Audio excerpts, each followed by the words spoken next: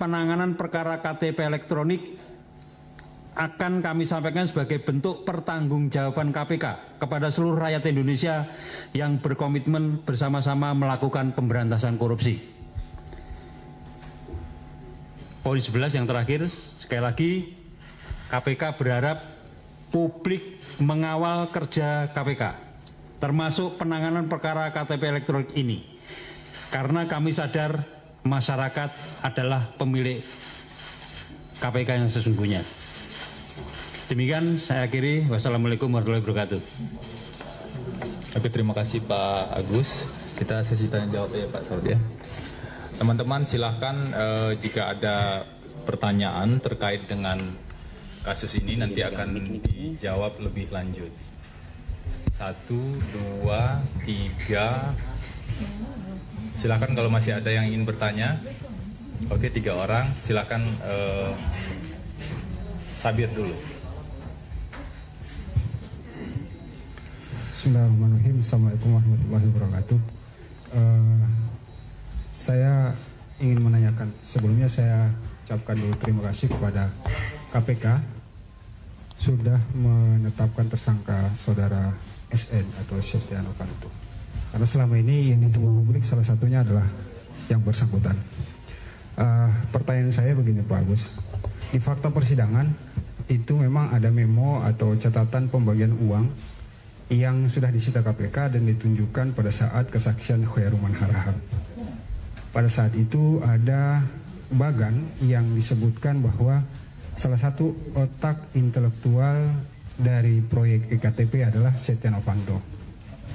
Itu sampai di situ, yang kemudian di bagan tersebut yang juga disita KPK dan ditunjukkan di persidangan disebutkan Setia Novanto juga turut menikmati aliran uang. Tapi itu kemudian kontradiksi dengan beberapa kesaksian para saksi bahwa sejauh yang saya ikuti itu persidangan tidak ada yang menyebutkan bahwa ada yang mengantarkan uang untuk Setia Novanto. Kalau mengatur seperti disangkakan KPK, iya itu faktanya real dan jelas. Dan Setia Novanto kemudian membantah bahwa yang bersangkutan menerima uang. Nah, konstruksi pasal 2 ayat 1 atau pasal 3 itu adalah diri sendiri, orang lain, korporasi. Pertanyaan saya sederhana. Kalau memang ini menguntungkan orang lain dan korporasi, apakah KPK yakin bahwa Setia Novanto juga memperkaya diri sendiri? Fakta dan buktinya apa? Karena di persidangan tidak nampak sekali uang itu sampai ke tangan Setia Novanto. Kalau ke yang lain, iya. Itu yang pertama soal Setia Novanto.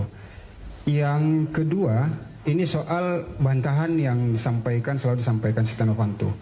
Setia Novanto selalu menggunakan kesaksian Andi Narogong dan Johannes Lim kalau saya tidak salah yang bersaksi dari Singapura waktu itu, bahwa keduanya tidak saling kenal mengenal, tidak ada yang arahan dari Setia Novanto.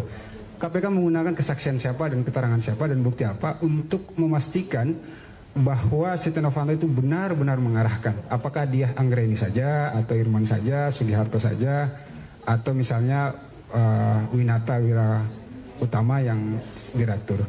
Itu 2 pertanyaan. Yang ketiga dari saya adalah Pansus sedang berjalan. Saya yakin tidak ada kaitan dengan Pansus sebenarnya KPK menetapkan yang bersangkutan. Tetapi bagaimana KPK menyikapi soal makin besarnya upaya penyerangan Pansus terhadap KPK pasca penetapan Setia Novanto sebagai tersangka? Apakah KPK memang sudah siap atau tidak? Ini kaitan dengan kasus hukumnya ya Pak. Tapi di luar itu ada 2 pertanyaan lain. Saya ingin bertanya begini. Informasi yang saya terima ini cukup valid sebenarnya. Setia Novanto sebelum ditetapkan sebagai tersangka itu melakukan manuver secara politik dan secara hukum. Manuver secara politik adalah mengucurkan uang ke anggota Pansus dan beberapa faksi untuk berusaha menyerang KPK ketika yang bersangkutan ditetapkan sebagai tersangka. Manuver yang kedua terkait dengan bidang hukum.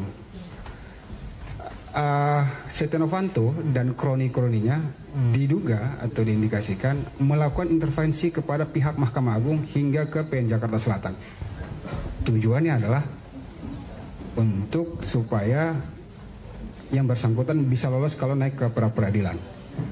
Jadi pertanyaan saya ada 5 Pak Agus dan Pak ini, yang bidang politik dan bidang hukum tolong dijawab. Karena ini sensitif dan saya ingin mengkonfirmasi. Karena informasi sudah saya dapat sekitar 2 atau 3 minggu yang lalu. Bahkan Mahkamah Agung sudah menunjuk salah satu hakim yang selevel atau setara dengan Hakim Sarfin, mohon maaf saya sebutkan namanya, itu agar Setia Novanto dimenangkan dalam pra-peradilan. Nah, saya ingin menanyakan, apakah 2 informasi manuver politik dan hukum tadi juga diterima oleh KPK? Kalau diterima oleh KPK, atau misalnya ada tim surveillance yang menemukan, apakah KPK siap mengantisipasi perlawanan politik dan perlawanan hukum di tingkatan pra-peradilan hingga Mahkamah Agung? Terima kasih. Oke, terima kasih Sabir. Silakan. Terima kasih sebelumnya.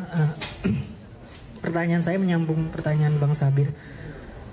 Saat ini KPK kita ketahui sedang berhadapan juga dengan pansus angket. Nah, ketika menetapkan tersangka, akan ada potensi nantinya KPK dianggap melawan pansus. Nah, apa langkah KPK untuk menghadapi potensi itu? Terima kasih. Silakan, Deska. Ya, pertanyaan pertama adalah mengapa pengumuman penetapan SN ini sangat lama? Maksudnya adalah sudah berjalan 3 bulan persidangan 2 terdakwa awal, baru akhirnya KPK mengumumkan penetapan TSK ini. Apakah memang KPK membutuhkan dukungan vonis hakim terhadap 2 terdakwa sebelumnya, atau kenapa? Jadi kenapa pengumuman TSK SN ini lama seperti itu? Dan yang kedua,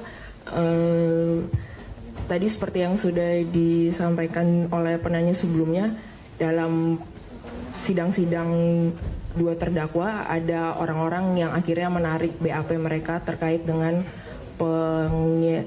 peran SN yang sudah disampaikan dalam dakwaan JPU. Bagaimana akhirnya KPK dapat firm dan yakin bahwa memang ada peran-peran SN di sini ketika ada penarikan BAP yang disampaikan di pengadilan terkait peran SN. Oke, terima kasih. Ada 3 orang, ada beberapa pertanyaan. Silakan Pak Agus untuk menjawab lebih lanjut. Terkait dengan pertanyaan Saudara Sabir, banyak yang terkait dengan materi pemeriksaan, dan materi ini mungkin sebaiknya memang tidak disampaikan di sini. Nanti kita akan gelar di pengadilan. Jadi supaya kemudian nanti pengadilannya berjalan dengan kita akan membuka semua masalahnya atau bukti-buktinya di pengadilan. Jadi dan ini sama sekali tidak terkait dengan pansus yang sekarang bekerja. Dari sisi itu kami, kalau dengan pansus, sebagaimana saya ungkapkan berkali-kali di banyak kesempatan, satu-satunya cara KPK yang mempercepat kerjanya, meningkatkan performanya, supaya kemudian menunjukkan pada masyarakat bahwa kita tidak terpengaruh dengan itu.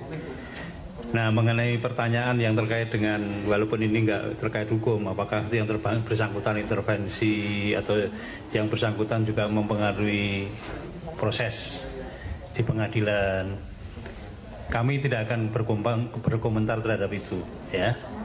Apakah kami mempunyai data, mempunyai informasi, ya itu biar kami nanti yang mengatur langkah-langkah dan strateginya.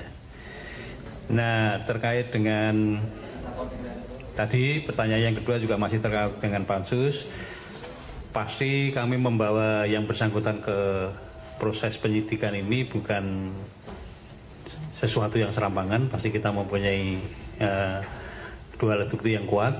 Oleh karena itu, ya nanti proses berikutnya Anda ikuti aja di dalam proses di pengadilan. Kemudian pertanyaan terakhir terkait dengan ada yang menarik BAP, kemudian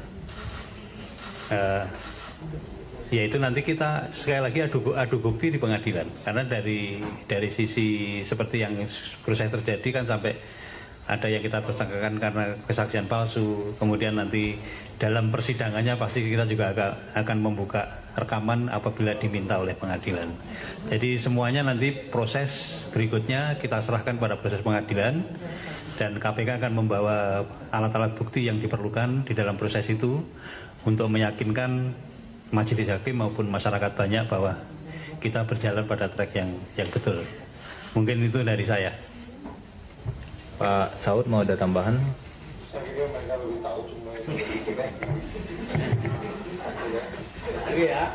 Oke, karena ada kegiatan lain yang harus diikuti oleh pimpinan.